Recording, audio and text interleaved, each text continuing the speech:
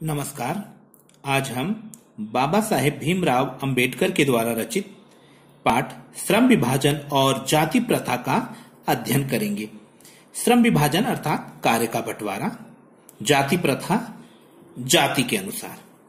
बाबा साहेब कहते हैं कि जाति प्रथा के जो लोग समर्थक हैं वो भारतीय जाति प्रथा के अंतर्गत जो कार्य का बंटवारा है उसको सही मानते हैं।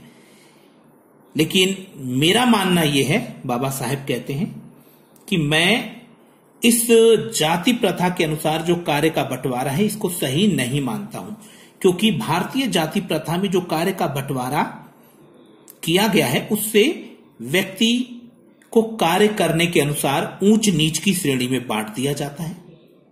कहीं भी पूरे विश्व में ऐसी व्यवस्था देखने को नहीं मिलती है कि जहां पर कार्य के आधार पर व्यक्ति को छोटा और बड़ा माना जाए। लेकिन भारतीय जाति प्रथा के अनुसार अगर व्यक्ति कोई छोटा काम करता है तो उसे छोटा व्यक्ति, और बड़ा काम करता है तो बड़ा व्यक्ति।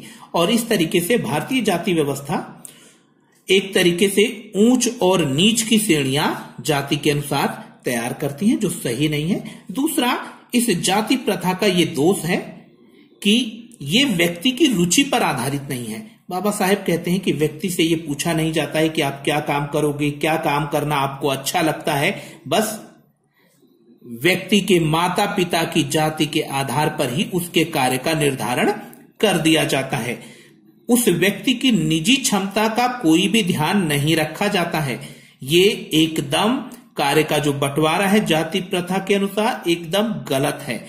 फिर बाबा साहेब कहते हैं कि जाति प्रथा एक तरीके से हमारे पेशे का दोषपूर्ण पूर्व निर्धारण करती है और इसे बदलने की अनुमति भी नहीं देती है। तकनीक के विकसित हो जाने के कारण कई बार कुछ उद्योग धंधे अप्रासंगिक हो जाते हैं और हमें फिर भी उसी कार्य को करने के लिए बाध्य किया जाता है जाति के अनुसार, और ऐसे में व्यक्ति को भूखे मरने की नौबत आ जाती है। तो भारतीय जाति प्रथा सबसे गलत काम ये करती है कि व्यक्ति को कार्य बदलने की अनुमति नहीं देती है। जैसे एक कुम्हार मिट्टी के बर्तन बनाता है, अब तकनीक के आ जाने से स्टील और एल्युमिनियम के बर्तन प्रचलित हैं। कोई मिट्टी के बर्तन नहीं खरीदता है, लेकिन जाति प्रथा के अनुसार अब उसको वही काम करना चाहिए, अपना पेशा वो बदल नहीं सकता है। ऐसे में चाहे वो भूखों क्यों ना मर जाए। तो ये सबसे बड़ा दोष है। इस जाति प्रथा के अनुसार जो कार्य के बंटवारा किया गया है सही नहीं है। फिर बाबा साहेब कहते हैं कि इस जाति प्रथा के अंदर व्यक्ति को जो काम दिया जाता है वो उसकी रुचि पर आधारित नहीं होता है। तो जब कार्य रुचि पर आधारित नहीं है तो व्यक्ति का मन भी नहीं लगेगा काम करने में, टालू काम करेगा, उत्पादन पर इससे असर पड़ेगा। तो आर्थिक दृष्टि से भी यह व्यवस्था ठीक नहीं है। तो कुल मिलाकर बाबा साहेब जाति प्रथा के समर्थकों को बताना चाहते हैं कि जो आपके द्वारा कार्य का विभाजन किया गया है वो सही नहीं है, क्योंकि ये ऊंच नीच पर आधारित है और व्यक्ति के माता पिता की जाति के आधार पर बिना जांचे परखे व्यक्ति की निजी क्षमता की परवाह किए बिना उसके कार्य का पूर्व निर्धारण कर देती है। अगर तकनीक आ जाए तो फिर क्या है कि व्यक्ति को भूखों मरने की नौबत आ जाती है और पेशा बदलने की अनुमति नहीं देती है। और जिस स्थिति में व्यक्ति को कार्य करने में मन नहीं लगता है तो उत्पादन भी वो कम करेगा, और ऐसे में ये आर्थिक दृष्टि से भी हानिकारक है। तो ये व्यवस्था ठीक नहीं है।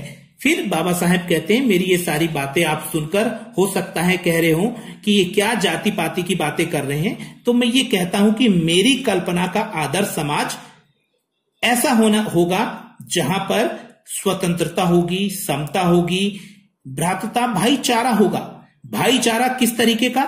जैसे दूध और पानी का भाईचारा, जहां पर दोनों ऐसे घुल मिल जाते हैं कि अंतर करना मुश्किल हो जाता है। सभी अपने साथियों के प्रति श्रद्धा और सम्मान का भाव रखें, ऐसा भाईचारा होना चाहिए। समाज के किसी भी क्षेत्र के लिए कोई कार्य या कोई लाभ का कार्य अगर हो रहा है तो उस लाभ को निम्न स्तर तक पहुंचना चाहिए, यानी गतिशीलता होनी चाहिए। कोई भी अच्छी बात है तो वो ऊपर से नीचे तक और नीचे से ऊपर तक समाज को प्राप्त होनी चाहिए। फिर बाबा साहेब कहते हैं कि कुछ लोग ये कहते हैं कि समाज में स्वतंत्रता जैसे कि आने जाने की है, औजार रखने की है, जो काम काज से संबंधित औजार होते हैं, जीविकोपार्जन की स्वतंत्रता है, संपत्ति के अधिकार की स्वतंत्रता है, शरीर को सुरक्षित रखने की स्वतंत्रता है। तो जब ये सारी हमें स्वतंत्रताएं मिली हुई हैं, तो हमें व्यवसाय चुनने की स्वतंत्रता क्यों नहीं दी जाती है?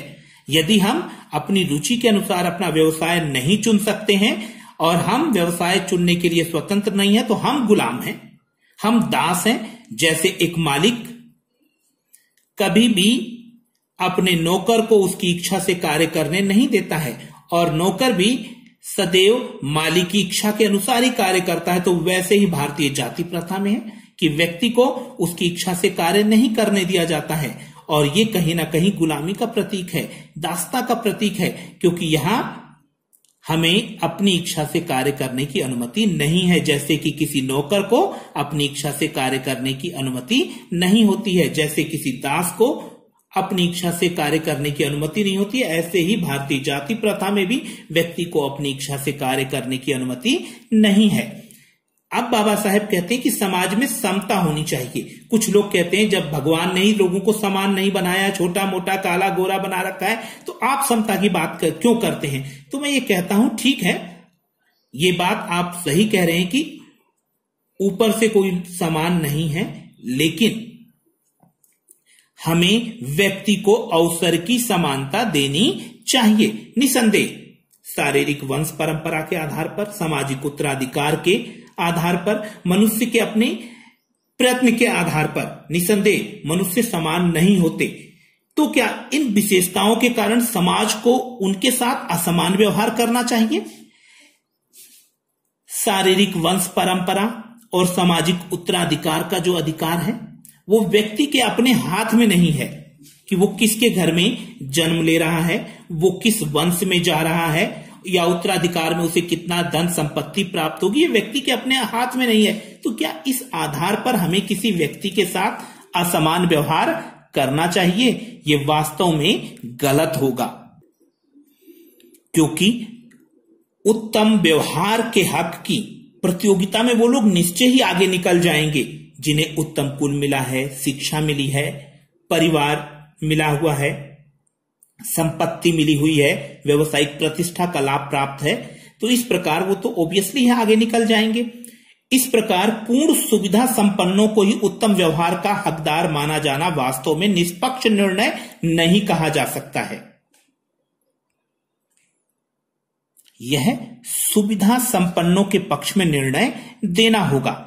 यदि समाज को अपने सदस्यों से अधिकतम उपयोगिता प्राप्त करनी है, तो यह तो संभव है कि हमें सभी को समान अवसर उपलब्ध कराने चाहिए और सभी के साथ समान व्यवहार करना चाहिए, क्योंकि मनुष्य के प्रयत्न के आधार पर हम जब देखते हैं तो किसी व्यक्ति का प्रयत्न कम हो सकता है, किसी का ज्यादा हो सकता है, लेकिन हमें उन्हें समान प्रयत्न करने का अवसर उपलब्ध कराना चाहिए। लेकिन ऊपर जो शारीरिक वंश परंपरा और दूसरा सामाजिक उत्तराधिकार के आधार पर जो हम निर्णय करते हैं कि ये व्यक्ति सही है, इसके आधार पर कभी भी हमें डिसीजन नहीं लेना चाहिए, क्योंकि यह सुविधा संपन्नों के पक्ष में निर्णय देने जैसा हो जाता है। हमें हर हाल में यदि अपने सदस्यों से अधिकतम उपयोगिता प्राप्त करनी है, तो यह तो संभव है जब समाज के सदस्यों को आरंभ से ही समान अवसर एवं समान व्यवहार उपलब्ध कराए जाएं। समता का औचित्य यहीं पर समाप्त नहीं होता है। बाबा साहेब कहते हैं, आवश्यकताओं और क्षमताओं के आधार पर भिन्न व्यवहार कितना भी आवश्यक तथा औचित्यपूर्ण क्यों ना हो, मानवता के दृष्टिकोण से समाज दो वर्गों व श्रेणियों में नहीं बांटा जा सकता। व्यवहार सिद्धांत यही होता है कि सब मनुष्यों के साथ समान व्यवहार किया जाए। समता यद्यपि काल्पनिक जगत की वस्तु है, फिर भी राजनीतिज्ञ को सभी परिस्थिति को दृष्टि में रखते हुए उसके लिए यही मार्ग भी रहता है, क्योंकि यही व्यवहारिक भी है और यही उसके व्यवहार की एकमात्र कसौटी है। क्योंकि एक राजनीतिज्ञ जिसका बहुत बड़ी जनता से या जनसंख्या से पाला पड़ता है और वो ये कैटेगराइज नहीं कर सकता है कि कौन छोटा है, कौन बड़ा है, कौन महिला है या कौन पुरुष है। वो तो बस ये जानता है कि ये सभी मेरे अपने लोग हैं। जिस तरीके से वो सभी के साथ सभी को एक ही संबोधन देता है, भाइयों और बहनों, वो इसमें ये नहीं कहता है छोटी बहन बड़ी बहन, वो सभी जनता को एक ही रूप में देखता है और भाइयों और बहनों से संबोधित करता है। उसमें वो श्रेणीकरण या फिर उनका बंटवारा नहीं कर पाता है कि ये छोटा है या वो बड़ा है। इसी तरीके की व्यवहार्य सिद्धांत की आवश्यकता है जहां पर सभी लोगों को समान समझा जाए और किसी भी तरीके से श्रेणीकरण ना किया जाए, और इस हेतु प्रयास किया जाना चाहिए, ऐसा बाबा साहेब मानते हैं। धन्यवाद।